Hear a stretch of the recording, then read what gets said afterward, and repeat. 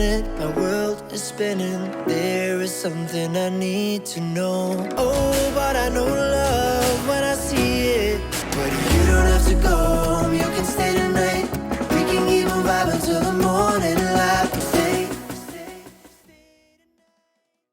Hello everyone, my name is Coco45 and this is the second episode of the Making of a Castle series. Now today we're working on some of the detailing of the walls of our castle. Now if you haven't been here before, I'd recommend going back and taking a look at the first video of this series. That way you're caught up and you kind of have an idea of where we are now. Now the first thing I'm going to talk about today is picking a texture for your details. And a lot of people worry more about the color of their details, but realistically, the texture is much more important. You can make just about any color work. It's the texture that's important, and it's also less flexible.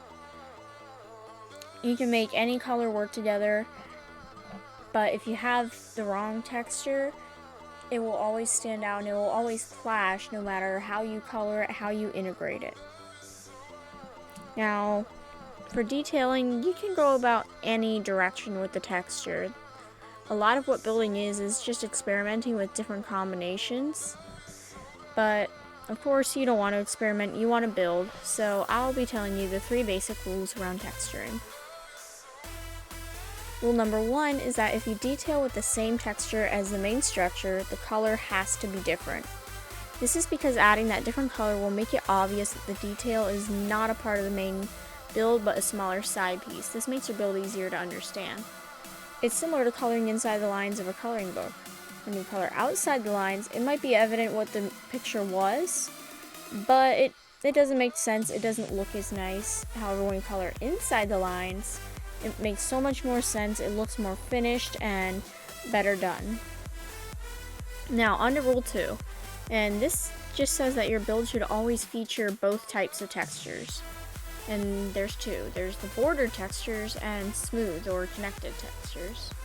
Border textures are anything like bricks, tiles, or something along the lines of a quartz block. A smooth texture is anything like cobblestone or wood. And the difference is that the border textures, even if they might connect well together, when you back up and look at just a big wall made of this type of block, you can pick out each individual block from pretty far away.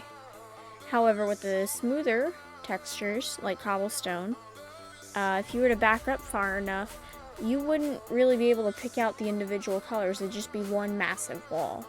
You wouldn't be able to pick out those individual blocks, so it's a very different dynamic. And having both types in your build is a lot better than having one or the other because it makes it more complex and detailed. And rule number 3 is just a list of different combinations and what type of theme they work with. Generally, the more contrast there is between the textures, the more rustic it will look. The less contrast, the more modern and futuristic. And this is because when humans see something very simple and sleek, they think along the lines of a more modern time. Something more textured and rough will look more rustic and old-fashioned. And that is because of how they associate these textures. Now, as of right now, I'm dealing with lots of different textures, and it looks more modern simply because there isn't a lot of detail. If I were to add more detailing to my castle, it would result in a much more medieval looking build. Now, there is one thing that isn't talked about very much for detailing, and that's continuity. It sounds like a very hard concept, but it's actually really easy. The way I bring all the detailing around the castle, making things match and make things symmetrical, is continuity.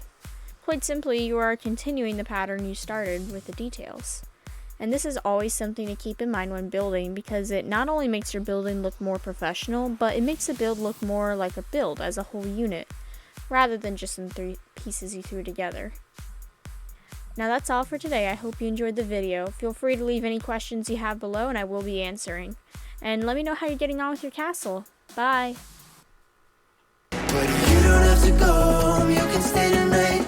We can keep on vibing till the morning